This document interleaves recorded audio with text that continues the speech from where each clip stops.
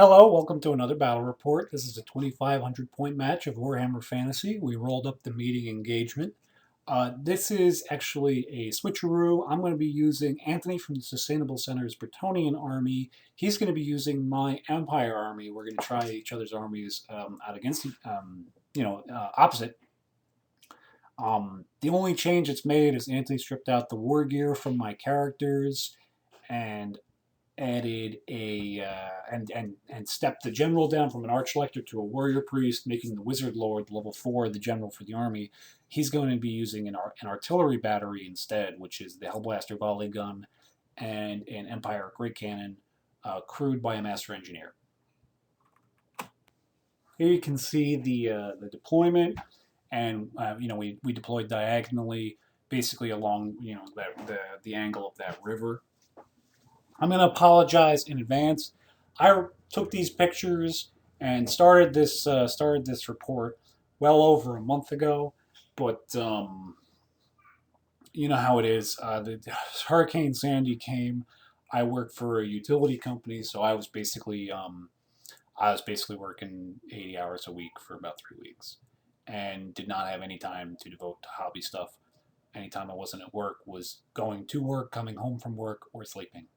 So I'm trying to piece together what happened in this battle report as best I can, using the context clues from the pictures.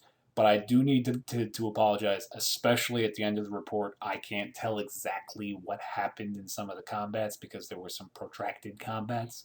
So I'm asking for a little patience, especially at the end of the report, because it's hard to tell exactly what happened just from the pictures alone. But I hope you guys enjoy it.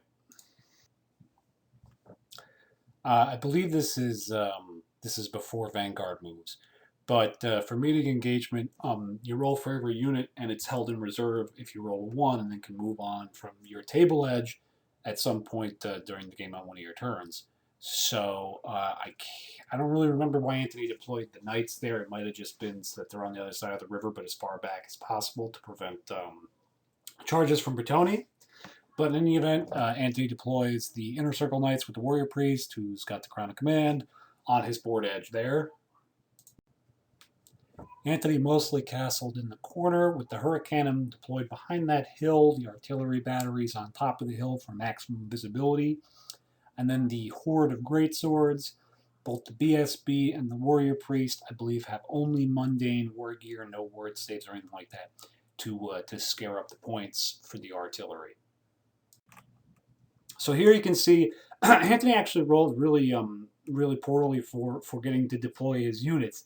The unit of 29 swordsmen full command with the Wizard Lord, who I believe is Lord of Shadow, was kept in reserves. The steam tank was kept in reserve. The Demigryph Knights, and then the 10 skirmishing archers were kept in reserve as well.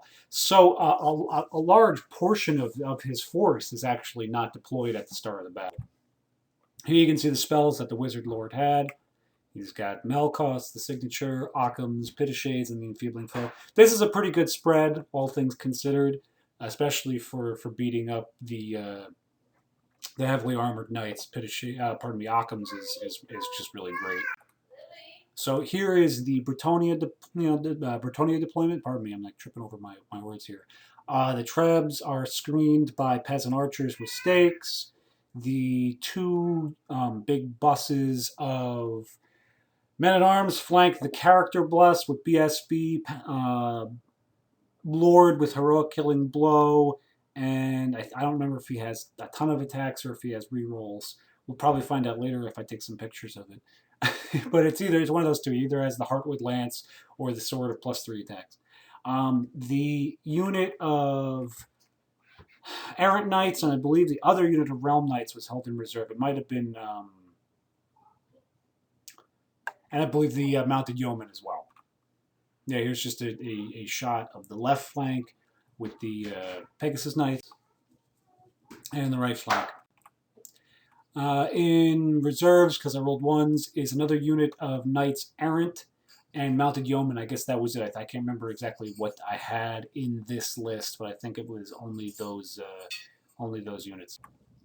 I took a level 4 Lord Beast with Wissen's Wild Form, the Pelt, Curse of Armor here, and the Savage Beast.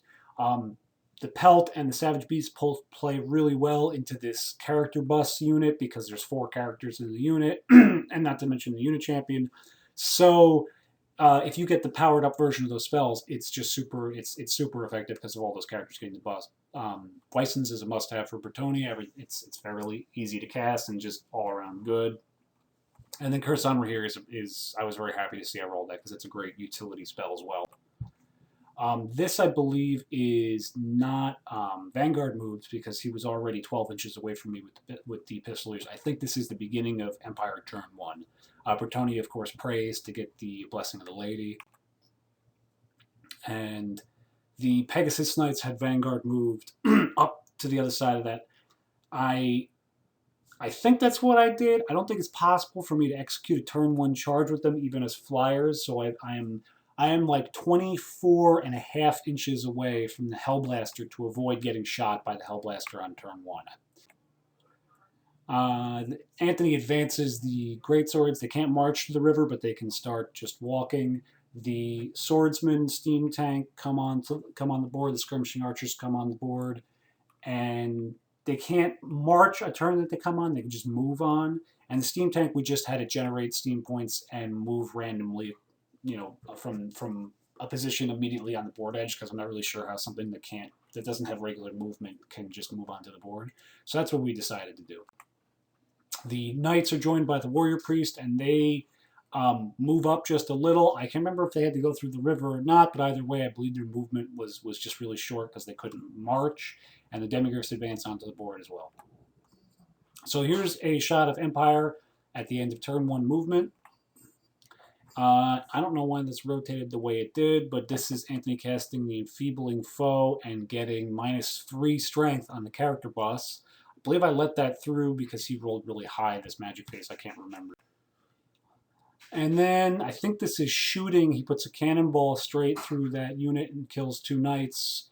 All the lookout sirs are made, and I think I make a ward save as well. So only losing 2 knights to a cannonball, basically going down all the ranks, that's pretty good. So I think we're into Bretonnia turn 1. I declare a charge on the Pistoliers, who flee. I have a failed charge from both the character bus and 1 block man-at-arms. The other one just advances up. Either way, I don't really think I'm going to be getting the jump on him, and if I do, I'm going to get flank charged by Greatswords and the Steam Tank and all that kind of stuff, so I'm content to play a little skirmish game in the middle of the board here. Plus, this clears out the Pistoliers as well. There's always a chance somebody will panic. I know it's unlikely, but that's the kind of you gotta start forcing that kind of stuff. So here's just a shot of what it looks like from behind my lines after charges and movement. The Mounted Yeomen come on the board, and the Errant Bus comes on the board. I started pulling knights when they died from... Anthony has really well-painted knights he's been working on really slowly and piecemeal. So whenever I lost an Errant Knight who were not painted, we pulled the painted Realm Knights and put them on. But anyway, I believe that's a block of just Errant Knights. The Peg Knights fly up over the river and around to the side there. So next turn they'll be charging the Hellblaster. And this is what it looks like with the character bus and the men-at-arms. The one thing I was concerned about here is that something weird could happen with the men-at-arms there. They are leadership 10 with a reroll, but they're not steadfast because they're in the woods. They don't, they don't count as steadfast. I do believe they get their rank bonus, but it's conceivable that something crazy would happen and they'd lose combat and break or something like that. That was the only concern I had there. In the magic phase, obviously nothing really big happened, or I would have taken a picture of it. I might not have even gotten much off at all. But in the shooting phase, land a treb shot on target, pick up a bunch of greatswords. It's painful when it happens to you, and it was really satisfying to know that this unit is really hard to beat in close combat and almost guaranteed to stick around. So this is really the best way to handle it. So here's what the board looks like at the end of Bretonnia turn 1 going into Empire turn 2. Anthony declares a charge with the Demigryph Knights on the flank of the men-at-arms, and declares a frontal charge on the character bus, which still has the enfeebling foe. I'm pretty sure I didn't dispel it. And there's no conceivable way he could contact that unit without also contacting the men-at-arms. So now I'm in a combined combat, those two units. And once again, this is exactly what I was talking about, that weird situation. If I lose this combat, which is not likely but could happen with just active combat res on the men-at-arms, it's possible that I'll be taking a test with no steadfast on the men-at-arms. Of course, the mounted character block is run the way that Anthony usually runs them, so they're stubborn with Crown of Command on the Prophetess. But it's what I was concerned about. The other men-at-arms are going to take horrendous casualties to demigriffs in the flank, but they'll be around for a while just because of weight of bodies. What was quirky about this was Anthony failed 2 difficult terrain tests going through the woods and going over that hill or marsh. I believe it had to have been a marsh for him to take a difficult, dangerous terrain test, pardon me. So he's taken now 1 wound on 2 different models from dangerous terrain in the demigriffs unit. He changes course with the greatswords. There's not a lot of room to engage there, and turns to handle the errant knights. Steam tank generates 3 steam points, and the pistoliers rally and turn around. I think he's going to use those 3 steam points to fire a cannonball shot from the steam tank right down the unit of errant knights. So that's why he hasn't moved, or maybe he did move, and that was all. I had to have used 1 steam point because he rotated to face them. So he probably just generated 4 points, which is pretty safe for the tank to do. Used 1 to change its angle and move a d6, which could be not very much, and now it's pointed towards the knights. In the magic phase, I guess I did dispel enfeebling foe. I'm sorry, it's been a long time since I took these pictures and played this match. I just never got around to recording it before this, the storm, Hurricane Sandy, and that really threw my life upside down. So I'm kind of piecing this back together from the pictures. But yeah, so he gets Melkoth's Mystifying Miasma off. I'm gonna say he probably did weapon skill because I'm in combat with the Inner Circle Knights, and that'll make them easier to hit and less likely to cause wounds in return. I'm going to say it's probably what he did. And he also got the 5-up ward save up, the Shield of Faith balance spell on the Warrior Priest. So the Inner Circle Knights will have 5-up ward save in this combat. The Steam Tank rolls a misfire when attempting to shoot the cannonball, which is pretty much par for the course from my experiences with cannons in the Empire Army, and causes a wound to itself. However, the Hellblaster volley gun is pretty darn effective and kills 2 Pegasus Knights, leaving only the champion alive. I want to say that was probably a pretty average showing, because it's... Maybe it was, I'm like 11, no, it's got a 24-inch range, so long range would be 13 inches. I believe I'm 13 inches away. He's Ballistic Skill 4 when it's crewed by the Master Engineer. So he's hitting on 3s to 4s for long range, and multiple shots is 5, or I can't really remember the Hellblast. I don't use it normally. I don't really use artillery. I prefer my army to be more mobile. But in any event, he caused a lot of hits, which were a lot of wounds, which it's strength 5 armor piercing, so the armor save really isn't there, and then you get the ward save, and that's it. So I don't know if this was an above average or below average showing for the Hellblaster, but one Pegasus Knight is all I need to do the job. So, okay, I'll take it. They don't panic. That's also good. In this combat, the Knights actually take a bit of a beating. They don't cause the wounds that they need to win the combat overwhelmingly. They do cause plenty of wounds to the men-at-arms, and afterwards, and Anthony takes, I think maybe he takes 1 wound, makes a bunch of saves, etc., and he then reforms. Remember that this unit is stubborn because the Crown of Command on the Warrior Priest was a 1-up armor save. So they spread out to maximize wounds on the men-at-arms to increase the odds of winning combat. It's really possible this first combat that I actually lost because of the bonuses and the active combat res against the men-at-arms. But I'm Leadership 10 stubborn with a reroll in the character bus, and I'm starting at Leadership 10 plus, however much he he won combat by. So I don't think if I lost, it wasn't by much, and if he lost, it wasn't by much, and this was kind of a push, very minor casualties. I don't think I lost a single knight. The demigriffs do a bit of a bit of damage to that unit. I lose, of course. I'm stubborn. Leadership 10 because of the general right there with a reroll. We pass it, and then we combat reforms. So now we're in horde formation, facing the demigriffs for the next turn. So here's what the board looks like at the end of Empire turn 2, going into Bretonnia turn 2. The knights advance slightly in order to square off with the greatswords. I don't really want to make that charge. It won't be steadfast, and I won't have any rank bonus once I enter the river. So I can't really engage.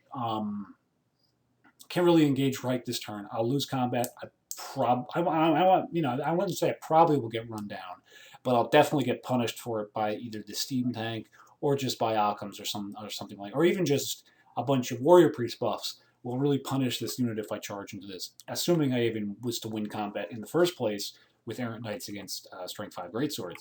So we just kind of do the dance of death for a little bit here. The Peg Knight successfully charges into the Hellblaster with the Master Engineer crewing it. The Mounted Yeomen scoot up alongside the far side of the board. I successfully cast Weisson's Wild Form on this horde, so they're now striking at strength 5 and their toughness 4.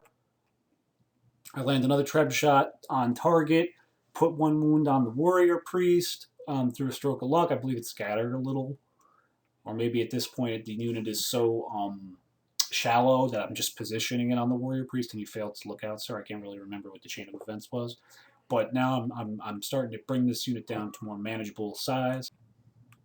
The demigriffs actually take 1 wound. This would have been 3 wounds total. 2 wounds on a model that was already wounded kills it, plus an additional wound brings that one to 2 wounds suffered. I think I still lose combat because demigriffs are just ridiculous in a grind. They are just chewing through men-at-arms, even with toughness 4.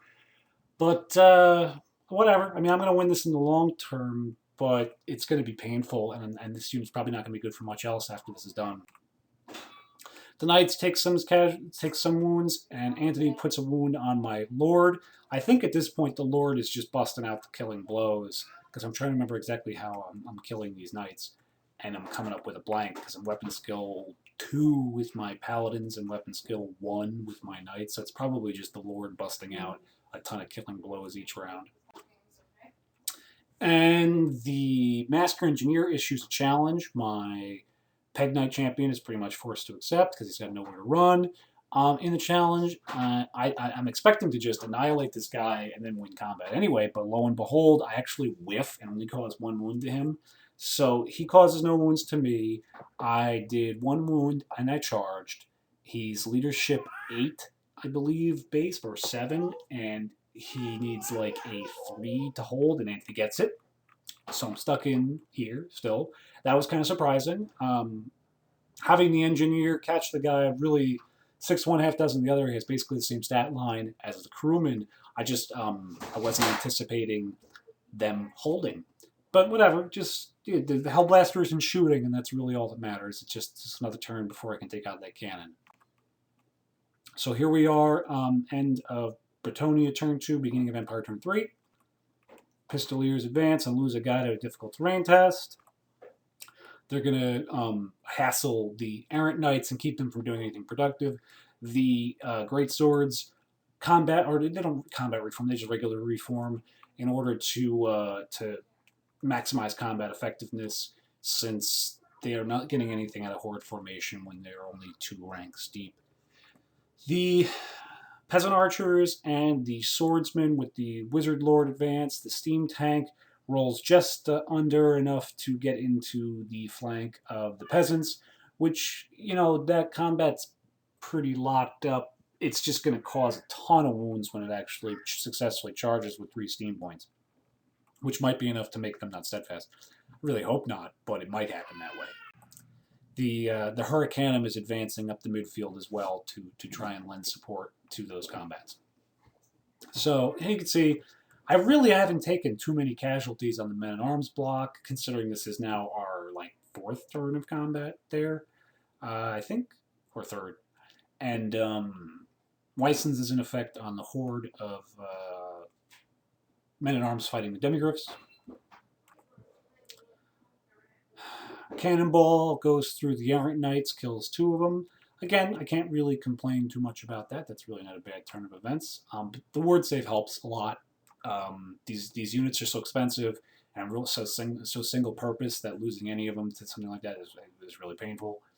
And being able to shrug off like 2 wounds from a cannonball is ridiculously helpful. The tide begins to turn a little bit against the Inner Circle Knights here as the... I don't remember what Anthony did here to have the warrior priest in the back rank. I don't remember what he had done here. I'm hoping that it's not just because I killed the warrior priest or something weird this turn.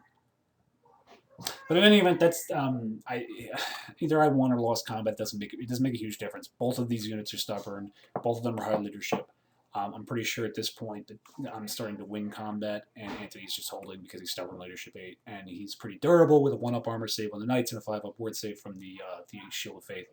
But yeah, this was a total grind fest. We were in this combat for like 4 turns, so, or 4 rounds, I should say. So I'm sorry if that I don't really have an exact depiction of what happened in this combat, but suffice to say, nobody really killed that much of the other person.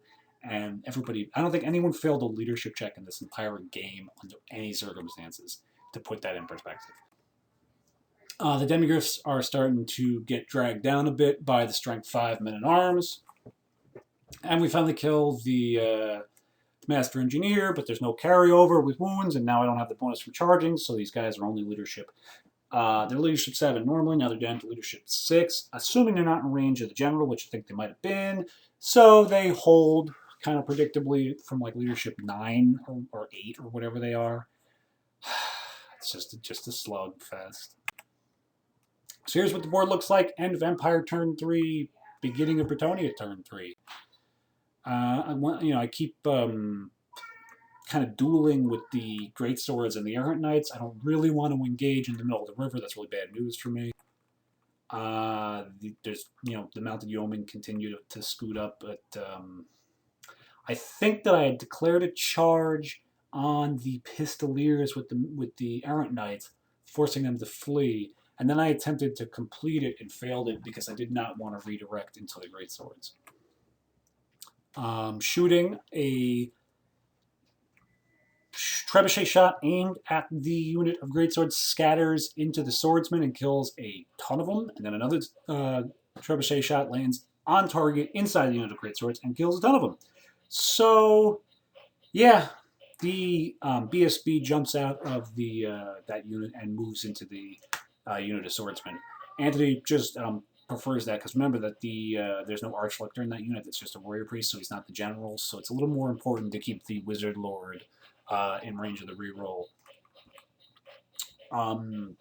2 wounds have been caused now to my heroic killing blow lord, and we're just whittling away at this unit.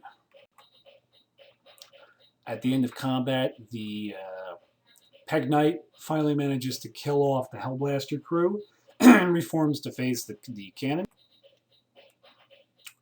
And here's what the board looks like at the beginning of Empire turn 4. Pistoliers rally and come back for more. I know it's a huge surprise. The steam tank successfully generates enough points to charge into the side of the men-at-arms who had reformed last turn down a horde formation into a more compact, like 7 wide or something, just to preserve rank bonus as long as possible. The Hurricane moves up as well to successfully buff everybody in that combat. I can't really remember what Anthony was doing with his shooting. I think he fires grape shot from the cannon at the Peg Knight and kills it. In Magic, every turn was basically me throwing 6 dice at dispelling Occam's Mind Razor, or just playing tit for tat with enfeebling foe and such. which is why it seems like Anthony's magic has been pretty effective. I 6 dice dispelled Occam's Mind Razor like twice this game, and then scrolled it a third time.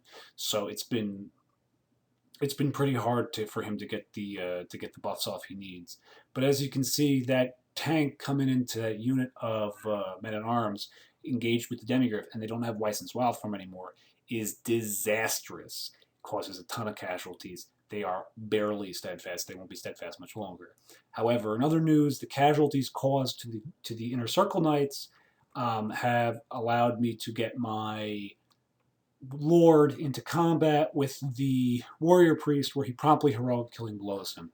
So great news. The Knights, I don't remember if we killed them to a man or if we just ran them down only a couple inches. Either is entirely possible. However, the Inner Circle Knights have been broken and destroyed. The tank and the Demigryph are still locked on the Men-at-Arms. The Men-at-Arms are steadfast, leadership 10 with a reroll, so they make it. I put Curse of Honor here up on the Greatswords to keep them from charging or really being as effective in close combat. The Lord's character bus unit charges into declares a charge on the Hurricanum, who flees.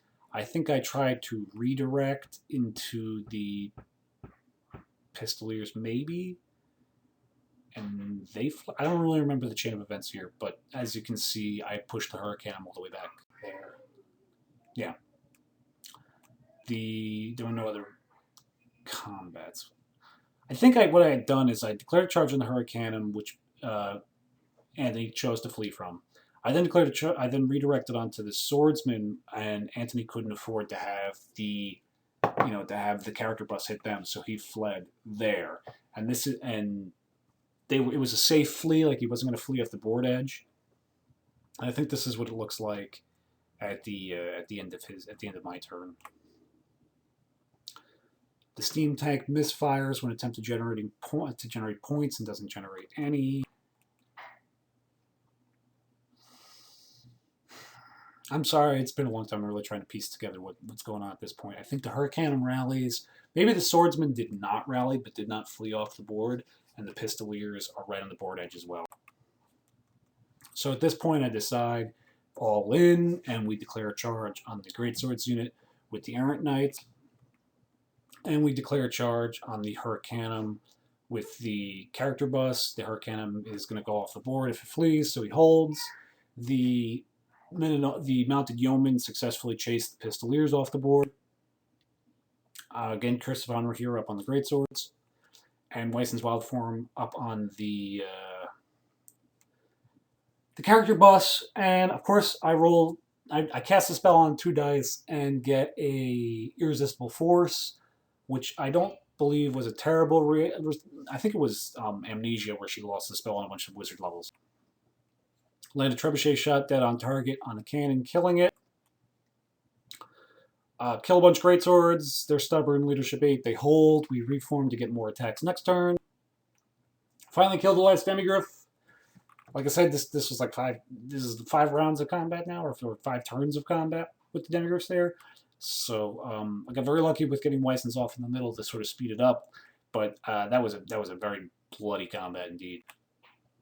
Steam tank sort of left behind there. The Hurricanum is heroic killing blowed.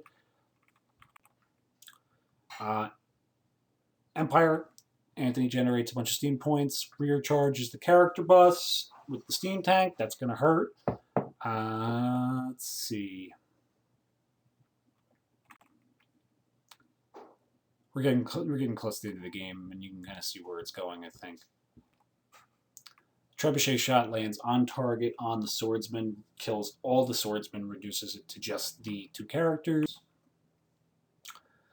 The freed up Men-at-Arms flank charge the Greatswords unit.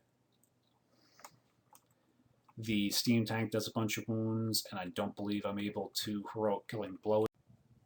So this is getting down to the wire here. Just as a final tally, I've lost just the Pegasus Knights. Anthony's lost the Inner Circle Knights, the 2 artillery batteries, the swordsman, the warrior priest, the engineer, and the pistoliers. So it's pretty clearly a victory for Bretonnia. I think we just I don't even remember if we played out the remainder of the game. Let me take a look at this one more slide. So here you can see the final disposition of the board. The Empire army's been pretty well beaten. All that's left are the skirmishing archers, the general and the BSB, and the unit of greatswords. So and the steam tank, pardon me. So it's a victory for Bretonnia.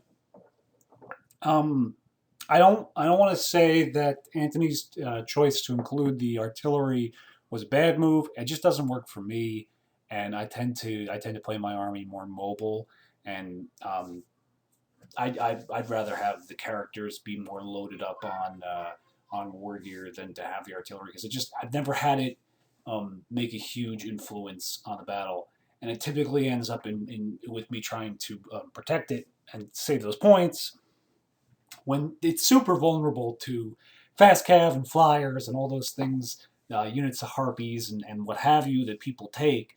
And I just find like it kind of forces me to favor a spot on the board where if I'm doing my army as just an all out mobile force, I don't have to do that. So like even the ballistic skill based shooting that I take, the skirmishing archers, even they're mobile and they're up advancing and being a pain in the neck. So I tend to avoid the castling strategy and the needing to have a hill in your deployment zone to use your artillery and all that kind of stuff. But it was interesting to play against. It was funny back in the old edition when cannons were cheaper and there wasn't as many good options. I had painted that cannon thinking, oh, I'm going to be using this in every single battle, and I have never used it since. But it was really fun to be on the opposite side of the table. Anthony has some really wonderfully painted Bretonnians, and I think when that army is finished, it's going to be an absolute delight to play as and against. I think he's really pigeonholed by the age of the rule book. I mean, just compare a unit like for example, Demigurf Knights to anything in Bretonnia. That kind of stuff really showed where a unit of men at arms, almost twice the cost of the Demigryphs, took them all game to beat them. I mean, that's really impressive for both the strength of the new unit and how badly this army is in need of a refresh.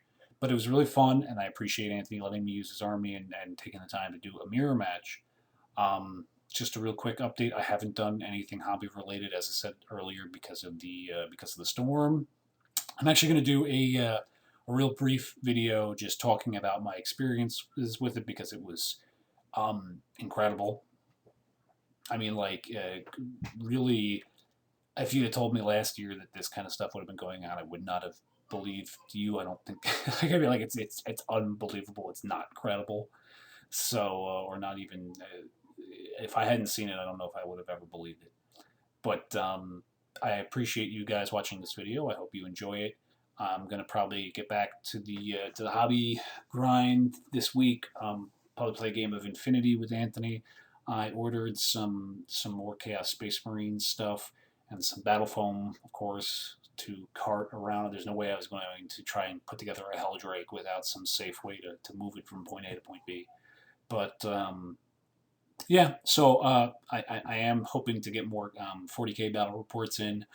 Fantasy's definitely taken a backseat, at least for the time being, because I haven't been doing anything related to a hobby except kind of idly looking at PDFs when I get a spare moment. So, in any event, I hope you guys enjoyed this battle report. Victory for Bretonnia, and it was a lot of fun. Have a good one. Take it easy.